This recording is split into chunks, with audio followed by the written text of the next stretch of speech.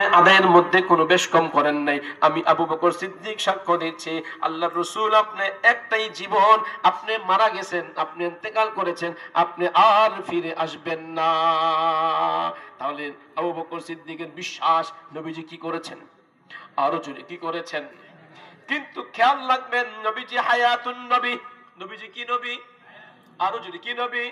কুল্লুল আম্বিয়া ফিল কবরি হায়াতুন। প্রত্যেক নবী তার কবরের মধ্যে হায়াত বা হায়াত। আপনি যদি নবীদের কবরের সামনে যান, আসসালামু আলাইকা ইয়া রাসূলুল্লাহ বলেন, আসসালামু আলাইকা ইয়া হাবিবাল্লাহ বলেন, সমস্ত নবী আপনার সালামের উত্তরে বলবে ওয়া আলাইকাস সালাম। সুবহানাল্লাহ বলি। বাংলাদেশে কেউ যদি দুরূদ শরীফ পাঠ করে, বাস সেই দুরূদটা ও লিখিত আমার কাছে পৌঁছানো হয়। আর আমার কাছে কেউ যদি এসে বলে আসসালামু আলাইকা ইয়া রাসূলুল্লাহ, আসসালামু আলাইকা ইয়া হাবিবাল্লাহ, আমি নিজ কানে শুনি এবং আমি নিজে উত্তর দেই। সুবহানাল্লাহ বলবো। অতএব নবীজি হায়াতুন নবী নাকি মুর্দা নবী?